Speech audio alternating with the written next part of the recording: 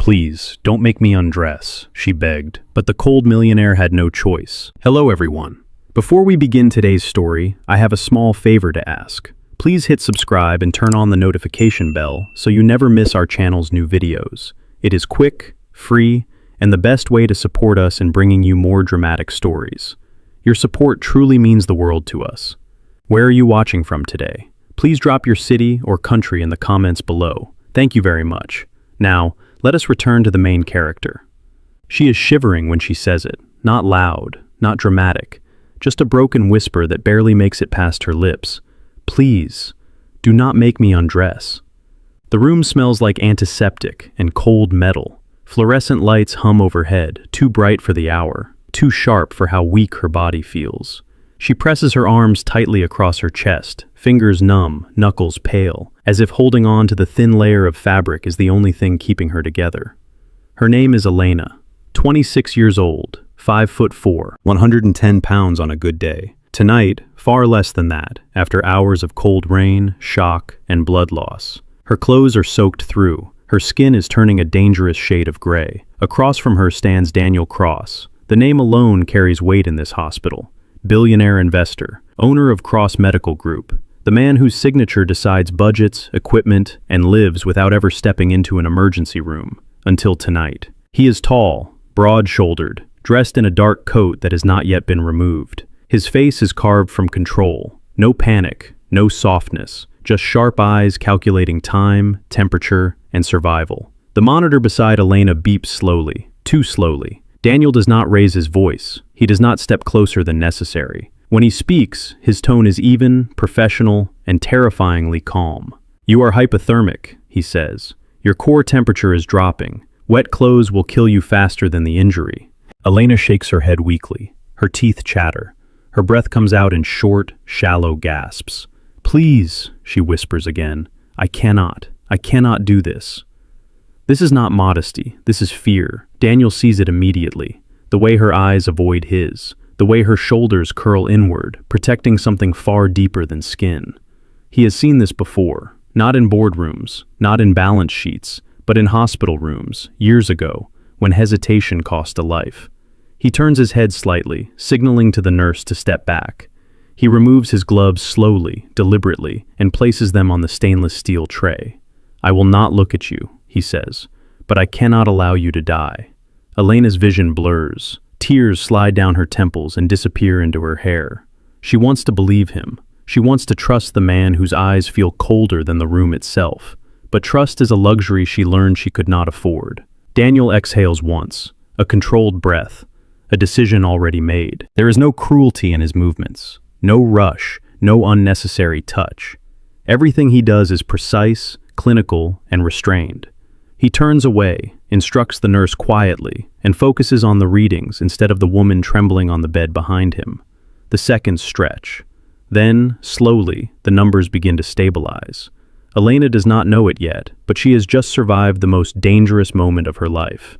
And Daniel Cross, the coldest man she has ever met, has just crossed a line he swore he never would again.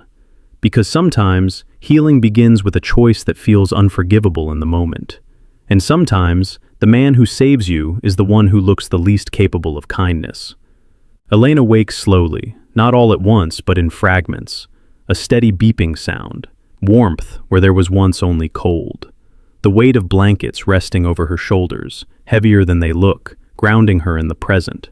Her first instinct is fear. She tightens her fingers, expecting damp fabric, bare skin, that familiar rush of panic. But instead she feels cotton, dry, clean.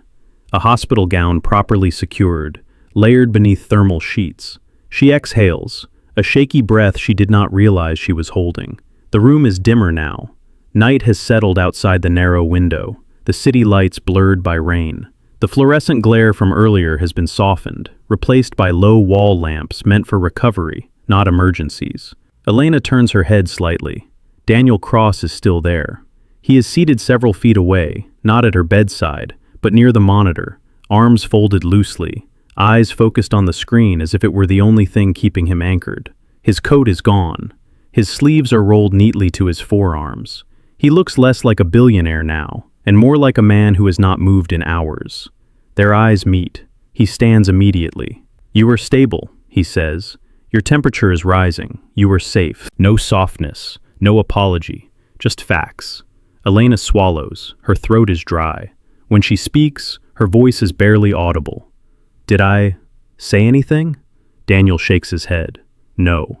That is not entirely true, but it is the truth that matters." A nurse enters quietly, checks Elena's vitals, adjusts the drip, and offers her water through a straw. The routine is gentle, practiced, almost tender.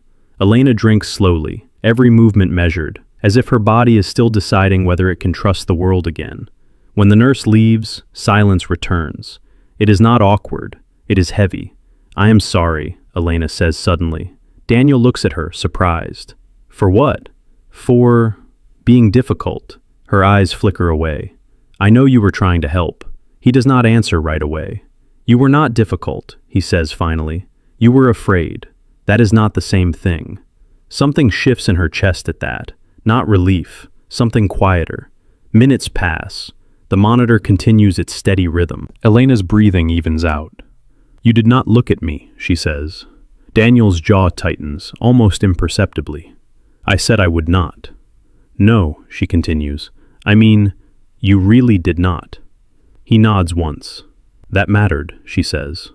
For the first time, Daniel looks away. Elena studies him now, really studies him. The lines around his eyes, the exhaustion he has not bothered to hide. This man is not cold because he does not care. He is cold because caring once cost him something he never got back. "You did not have to stay," she says. "Yes," he replies. "I did." That answer confuses her more than silence would have. Over the next hours, time slows. Elena drips in and out of sleep. Each time she wakes, something small reassures her. The blankets are adjusted. The water is replaced. The room remains calm. Daniel never touches her again, but he never leaves. At one point, Elena wakes to the sound of quiet conversation outside her door. A doctor speaking in hushed tones. Words like exposure, recovery window, and lucky appear briefly before fading away. Lucky. Elena does not feel lucky. She feels changed. Near dawn, Daniel finally stands. "I will have someone check on you shortly," he says. "If you need anything, press the call button." He turns to leave, then stops. "I made the right decision," he adds without looking at her. "But that does not mean it did not cost you something." Elena's eyes burn. He pauses at the door, waiting. "You saved my life," she says. Daniel nods once, then he leaves. Elena stares at the closed door long after he is gone, realizing something she is not ready to name yet. Healing did not begin when her body warmed. It began when someone chose her survival without taking her dignity. And she has the strange feeling that this is only the beginning. Elena spends 3 days in the hospital, not because her injuries demand it, but because her body needs time to remember what safety feels like. The doctors explain it carefully. Exposure takes more than warmth to undo. Shock lingers, muscles weaken, the mind holds on longer than the skin. Daniel Cross does not visit during the day. She notices that first. During daylight hours, nurses come and go. Physical therapy checks her balance. A social worker asks gentle questions about where she was found, whether she has someone to call, whether she feels safe going back. Elena answers honestly. "No family nearby. Yes, I was alone. I will manage." But every night, just after the hallway quiets and the city outside dims into a field of distant lights, he returns. Always the same time, always the same distance from her bed. He never sits beside her. He never asks personal questions. He reviews her chart with the on-call physician, listens, nods, and stays until her breathing deepens into sleep. On the second night, Elena finally speaks first. "You own this hospital, do not you?" Daniel does not pretend otherwise. "I do." The word billionaire is never said out loud. It does not need to be. "Then why are you here?" she asks. He considers that longer than she expects. "Because I made the decision," he says. And decisions do not end when the crisis does. She watches him closely. Most men with power explain themselves. He does not. He simply states facts, as if they are obligations he has already accepted. On the third day, Elena is allowed to shower on her own. The nurse helps her walk to the bathroom, steady but weak. The mirror surprises her. pale skin, faint bruising along her ribs, healing stitches where the rain-soaked pavement cut too deep. She does not cry. Later, when Daniel arrives, she is sitting upright, wrapped in a cardigan provided by the hospital, her hair still damp. "You look stronger," he says.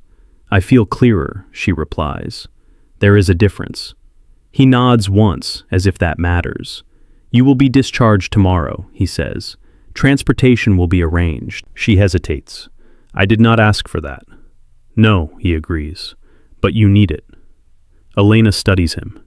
"You do not like being thanked, do you?" A pause. "Gratitude creates imbalance," he says.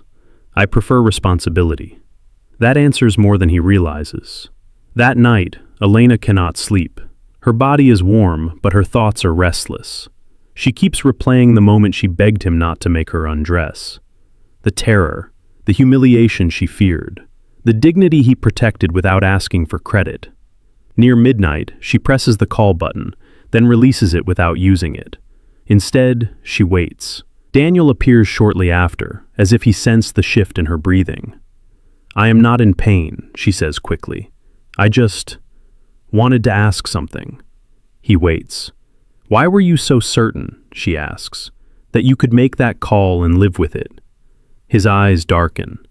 The answer is not simple. "Because once," he says slowly, "I chose hesitation. I wanted to be gentle, respectful, and someone died because of it." The room feels smaller. "I do not allow myself that mistake anymore." Elena absorbs that quietly. "So you carry it instead," she says. "The weight." "Yes." She nods. "Then maybe this time it did not only cost." Daniel looks at her, truly looks at her, for the first time without distance. The next morning, Elena is discharged. Daniel arranges temporary housing near the hospital. No contracts, no obligations, just time, space, choice. When she steps outside, the air is crisp and dry. The city looks different when you have almost lost it. Daniel walks her to the car, then stops. "You owe me nothing," he says, "but if you wish to speak again, you may." He hands her a card, not a business one, a simple number, no title. Elena takes it. As the car pulls away, she looks back once. Daniel Cross is still standing there, hands in his pockets, watching until she disappears from view. For the first time, Elena understands something with absolute clarity. Healing is not about being saved. It is about being seen, respected, and given the chance to choose what comes next. And her story with him is far from over. Elena moves into the temporary apartment the same afternoon she is discharged. It is small, clean, and quiet.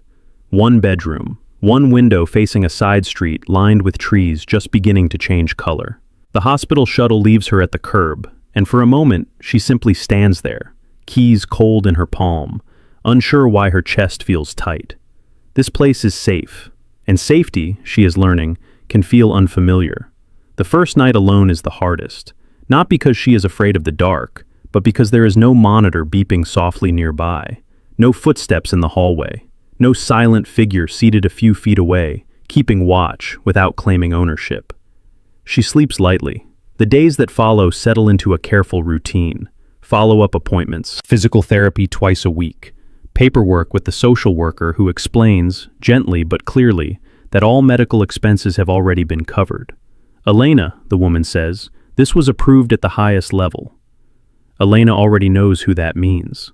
She does not call Daniel, not because she does not want to, but because she needs to know whether his presence was part of the crisis or part of something deeper. Healing, she reminds herself, requires honesty. On the fifth day, the knock comes. 3 short taps, controlled, familiar. Elena opens the door slowly. Daniel Cross stands in the hallway, dressed simply. No suit, no driver, just a dark sweater, jeans, and the same unreadable expression she remembers from the hospital. "I was in the area," he says. That is not true, but it is not a lie meant to manipulate. It is an offering, an opening. "You can come in," she says. He steps inside, glancing around with professional detachment. He does not comment on the apartment. He does not make it feel temporary or charitable. "How are you feeling?" he asks. "Stronger," she replies. still tired. That is expected. They stand there, uncertain, until Elena gestures toward the small table. He sits across from her, leaving space between them. "I did not thank you properly," she says. "I told you that was not required." "I know," she says, "but I need to say it anyway." Daniel watches her carefully. He does not interrupt. "What you did," she continues, "you did not just save my life. You showed me that care does not have to take something from me." Silence follows, heavy, but not uncomfortable.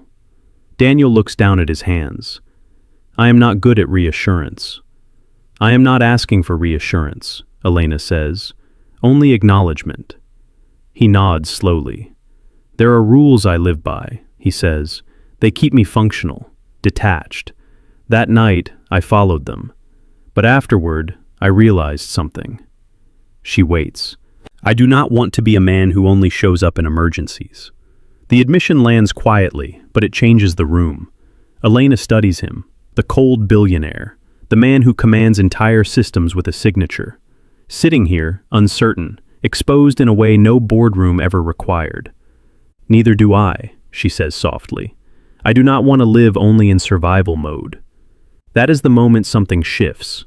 They do not reach for each other. They do not promise anything. Instead, they talk. About small things. About her work before the accident. About his early years building Cross Medical Group, long before the money insulated him from consequences.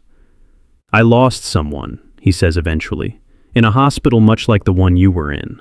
I learned to choose decisively after that, but I forgot how to stay."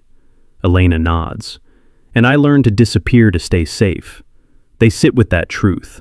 When Daniel stands to leave, he hesitates at the door. "I will not intrude," he says, "but if you wish, we can speak again, as equals." Elena meets his gaze. "Yes," she says, "I would like that." After he leaves, Elena closes the door and leans against it, breathing steadily. This time, her heart is not racing from fear. It is responding to something new. Not rescue, not obligation, but the slow, deliberate beginning of trust. And for the first time since the night that nearly ended everything, Elena feels something unexpected take root. Hope. Elena and Daniel begin meeting once a week. Not with labels, not with expectations. Just coffee, always in quiet places where no one recognizes him and no one asks questions about her. A corner cafe near the river. A bookstore with a second floor that smells like paper and dust. Places where time moves slowly enough to notice small things. At first, they talk about neutral ground. Her recovery, his work. The way the city feels different when you walk instead of drive. Daniel listens more than he speaks. Elena notices that when he does speak, his words are careful, chosen, as if he is learning a new language. One afternoon, weeks later, Daniel asks a question he has avoided. "Do you remember the night you were brought in?" he says. Elena pauses. She has learned not to rush answers. "Yes," she says, "but it no longer owns me." He nods. Good. That answer matters more to him than she realizes. The shift comes quietly. It happens the day Elena receives a call from the hospital. There has been an internal review. Questions about the circumstances of her admission. Why a non-medical executive was present during a critical intervention. Why procedures were overridden. Elena listens calmly. "They want a statement," the administrator says. "Your experience, your perspective." Elena hangs up and sits very still. That evening, she tells Daniel everything. He does not interrupt. He does not defend himself. When she finishes, he nods once. "I expected this," he says. "I will cooperate fully." "They might try to frame it as misconduct," Elena says. "Yes," he replies, "and I will accept that if necessary." She looks at him sharply. "You saved my life. That does not place me above accountability," he says. "It never should." The hearing is scheduled 2 weeks later. Elena attends by choice. The room is formal, polished wood, neutral faces. Daniel sits at the far end of the table, composed, hands folded. He does not look at her for reassurance. When Elena is asked to speak, she stands. Her voice does not shake. She tells them about the cold, the fear, the moment she begged him not to make her undress. And then she tells them what matters most. "He protected my dignity when it would have been easier not to," she says. "He turned away. He gave instructions without claiming control. He stayed after, when there was nothing left to gain. The room is silent. This was not abuse of power, Elena continues. This was responsibility. When it is over, the board deliberates privately. Daniel waits alone. Elena finds him standing by a window, staring out at the city he built, but never truly lived in. Whatever happens, she says, I would make the same statement again. He turns to her. For the first time since they met, there is no armor in his expression. Thank you, he says. The decision comes the next morning. No sanctions, no reprimand. Instead, a recommendation. Daniel is asked to formalize new patient dignity protocols across all cross-medical facilities. Mandatory training, clear boundaries, independent oversight. He accepts without hesitation. Weeks later, Elena attends the announcement. Daniel speaks briefly. He credits the process, the staff, and the patient who reminded him that healing is not only clinical. He does not say her name. He does not need to. That evening, they walk together along the river. I used to believe control was the same as safety, Daniel says. You showed me it is not. Elena smiles softly. And you showed me that care does not have to cost me myself. They stop walking. This time, when he reaches for her hand, he waits. Elena places her hand in his. The gesture is simple, earned, chosen. This is not a rescue story. It is the story of two people who survived different kinds of cold and learned, together, how warmth is built, slowly, honestly, and without taking anything that was not freely given. Elena's strength returns gradually, not all at once. It shows up in small, ordinary moments, walking farther without needing to rest, laughing without feeling guilty for surviving, sleeping through the night without waking to the memory of cold rain on her skin. Daniel notices all of it. He never comments on her body, never measures progress like a project. He notices the way her posture changes, the way her voice steadies, the way she no longer flinches when someone moves too quickly nearby. Their meetings become more natural. Sometimes it is coffee. Sometimes it is dinner at a quiet place where the lights are low and the tables are spaced far apart. Sometimes it is simply walking, side by side, saying nothing at all. Daniel begins to share pieces of himself he has never offered anyone. Not his wealth, not his accomplishments, his failures. I used to think distance made me fair, he says one evening as they sit on a park bench overlooking the river. If I did not get close, I could not be accused of favoritism or weakness. And now, Elena asks, now I see distance only protects the person who creates it. She nods.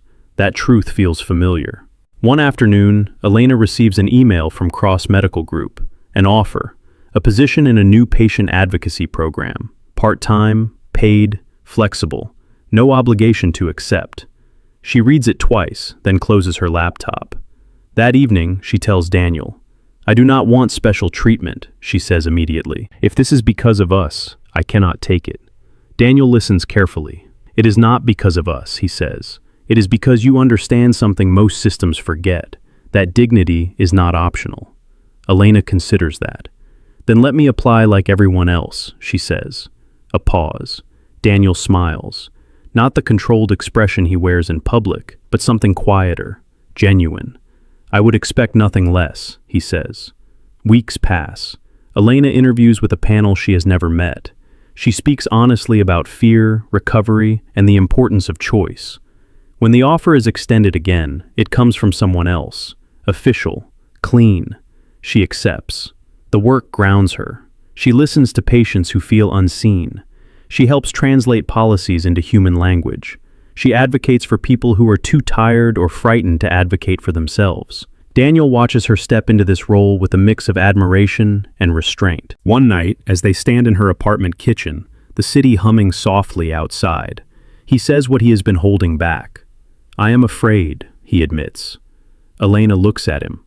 Of losing control, he continues. Of wanting something that cannot be managed. She steps closer, not touching him yet. I am afraid too, she says, of being needed instead of chosen. The air between them changes. Daniel lifts his hand, then stops. May I? He asks. Elena nods. When he touches her, it is gentle, a hand resting lightly at her waist. No pressure, no claim, just presence. She places her hand over his. This is different from survival, different from rescue. This is consent, built slowly, carefully, on weeks of trust. They do not rush. They talk. They pause. They learn each other's rhythms.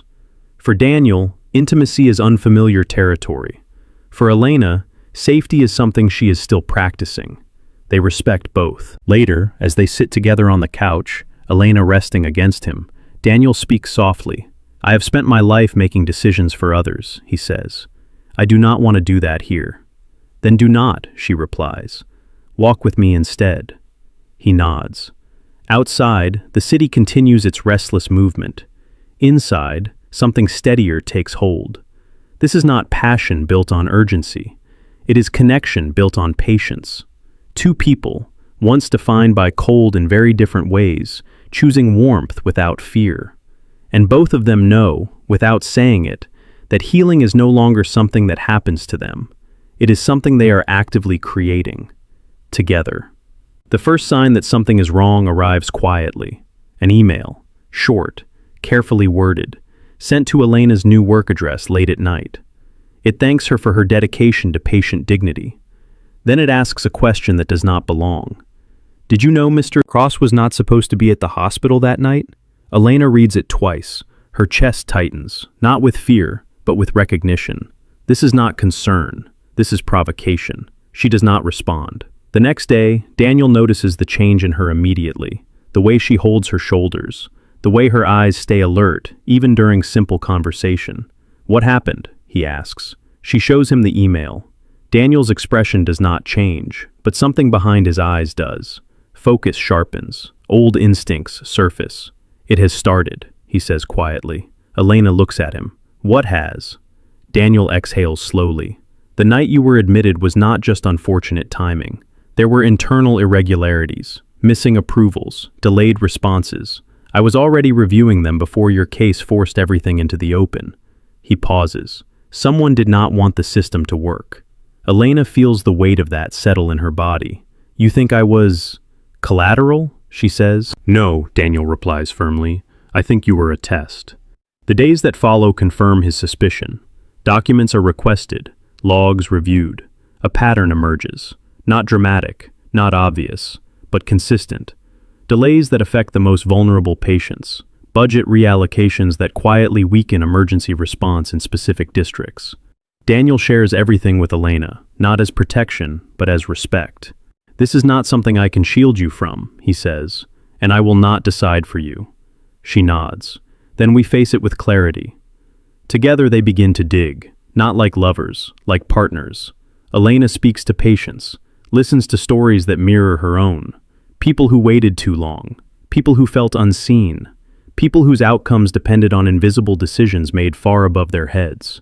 Daniel traces the money. The answer leads to one name, Nathan Cross, his half-brother, the man who sits on the board, who argues relentlessly for efficiency, who believes compassion is a liability disguised as virtue. Nathan does not hide his disdain. "You are letting emotion dictate infrastructure," he tells Daniel during a tense meeting. "That makes you predictable." Daniel does not raise his voice. "And you are letting profit dictate survival. That makes you dangerous." The board is divided. Pressure mounts. Anonymous complaints are filed against Elena's department. Her role is questioned. Her proximity to Daniel is scrutinized. One afternoon, she is called into a private office. They suggest she step back, take a leave, protect herself. Elena walks out without agreeing. That night, she sits across from Daniel in his apartment, the city stretched below them like a living organism. "They are trying to isolate you," she says. "They always do," he replies. "And me?" He looks at her carefully. "They will try to make you small." She meets his gaze. "Then they do not understand who I am anymore." Daniel reaches for her hand, then stops, waiting. She places her hand in his. "This ends with the truth," she says, "not with silence." Daniel nods. Then we proceed. The next morning, he initiates a full independent audit. External investigators, public transparency, no exceptions. The response is immediate. Legal threats, media whispers. A story begins to form, one that frames Daniel as compromised and Elena as the reason. For the first time since they met, Elena feels fear creep back in, but it does not root itself, because this time, she is not alone, and she is not powerless. She stands beside Daniel as he addresses the board, the staff, and the press. He does not defend himself. He presents facts. Elena watches him speak, calm and unyielding, and realizes something profound. The cold man who once saved her life without looking at her is now willing to risk everything by standing fully seen. And she knows with absolute certainty that whatever comes next will not break them. Because healing, once chosen, does not retreat when tested. It proves itself. The investigation does not end quietly. It cannot. Once the independent audit begins, everything accelerates. Timelines collapse. Conversations that once happened behind closed doors spill into daylight. Numbers turn into narratives, and narratives demand accountability. Elena feels it first in the hospital halls. Staff members who once looked past her now stop to speak. Some thank her, others warn her. A few simply watch, measuring which side of the truth will win. Daniel feels it everywhere else. Board meetings stretch late into the night. Legal teams flood his inbox. Nathan Cross fights aggressively, publicly calm and privately furious. He frames the audit as betrayal, as weakness, as a man sacrificing stability for sentiment. "You are dismantling what we built," Nathan tells him during a final confrontation. For one patient, Daniel meets his gaze. For every patient we failed when we chose comfort over courage. The evidence is undeniable. Diverted funds, deliberate understaffing in high-risk districts, emergency response delays justified on spreadsheets and buried in language designed to sound neutral. The truth is not dramatic. It is worse. It is systemic. When the findings are released, the reaction is immediate. Nathan is removed from the board pending legal action. Several senior executives resign within hours. Public trust fractures, then slowly begins to rebuild. Daniel does not celebrate. Instead, he does something unexpected. He steps down as interim chair and appoints an external ethics council to oversee implementation of reforms. Independent, transparent, uncontrolled by his name. Elena watches the announcement live from her office. Her hands tremble, not with fear, but with the weight of what it cost him to do this. That night, Daniel comes to her apartment. He does not knock. She opens the door before he can. They stand there for a long moment, absorbing what has ended and what has begun. "I may lose everything I built," he says quietly. Elena shakes her head. "No, you are choosing to build something different." He steps inside, exhaustion written across every line of his face. "For the first time," he says, "I am not sure who I will be after this." Elena takes his hands, steady, present. "Then let us find out together," she says. This time, when they hold each other, there is no hesitation, no fear of imbalance, no question of consent. Their closeness is calm, grounded, earned through shared truth rather than adrenaline. Later, as dawn approaches, Daniel speaks into the quiet. "I was taught that leadership meant distance," he says, "that love compromised clarity." Elena rests her head against his shoulder. "And I was taught that survival meant silence." They sit with that. "What if leadership is listening?" she asks. "And love is accountability?" Daniel closes his eyes. In that moment, the cold that once defined him finally releases its grip. Weeks later, Elena stands beside him at a press conference. Not as a symbol, not as a survivor on display, but as a professional, introduced by title and role. Patient advocate, systems consultant. She speaks briefly. "This is not a story about one night," she says. "It is a story about what happens after, when we choose to face harm instead of hiding it." Daniel watches her, and the pride he feels has nothing to do with ownership. It has everything to do with respect. As the cameras turn away and the room empties, Elena reaches for his hand. "Whatever comes next," she says, "we choose it." Daniel nods. For the first time in his life, uncertainty does not feel like failure. It feels like freedom. And both of them know they are standing at the edge of something that is no longer about healing alone. It is about transformation. The city settles into a quieter rhythm as autumn deepens. Change is visible now, not only in headlines or policy updates, but in the way the hospitals operate. Emergency departments are fully staffed again. Patient advocates are present on every floor. Dignity protocols are no longer optional language in a handbook, but practice standards, reinforced daily. Elena walks through one of the Cross medical facilities with steady steps.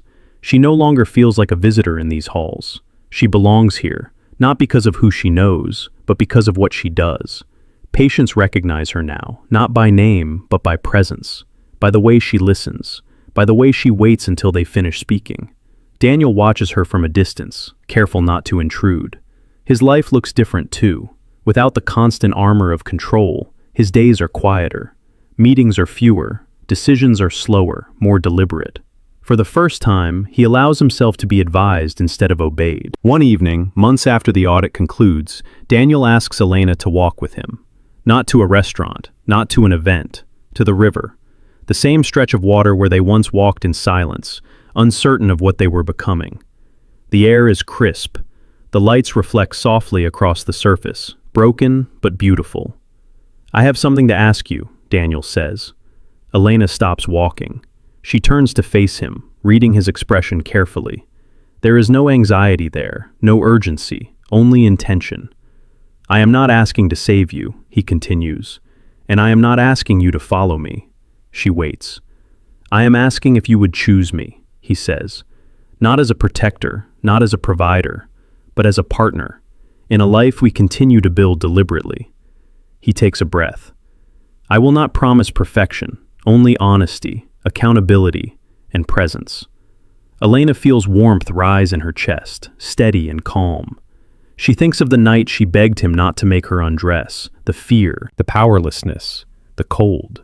Then she thinks of everything that followed, the respect, the patience, the way he never once crossed a boundary without asking. "Yes," she says, "I choose you." Daniel does not kneel. He does not rush. He takes her hands in his, grounding himself in the moment. "I love you," he says simply. Elena smiles, tears gathering, not from pain, but from release. "I know," she replies, "because you showed me before you ever said it." They stand there together, watching the river move forward without resistance. Weeks later, life continues. They do not announce anything publicly. They do not need to. But in quiet ways, their commitment becomes visible. A shared home chosen together. Walls filled slowly. No excess. No urgency. Daniel attends Elena's community meetings, sitting in the back, listening. Elena reviews Daniel's ethics proposals, challenging him without hesitation. They are equals. One morning, as sunlight spills across their kitchen, Elena pauses, coffee mug warming her hands. "Do you ever think about that night?" she asks. Daniel nods. "Every day." "And does it still hurt?" He considers. "No," he says. "It reminds me why I changed." Elena reaches for him. "This story could have ended very differently," she says. "Yes," he agrees. "But it did not, because someone trusted me to act, and someone else trusted herself to survive." They stand there, holding each other, grounded in something real. This is not a fairy tale. It is not about wealth saving vulnerability. It is about two people who refused to let trauma define them, and chose instead to let accountability, respect, and love guide what came next. Sometimes healing begins in the harshest moments, but when it is honored, protected, and allowed to grow, it becomes something stronger than survival. It becomes a future, and Elena and Daniel step into it together, not because fate demanded it, but because they chose it.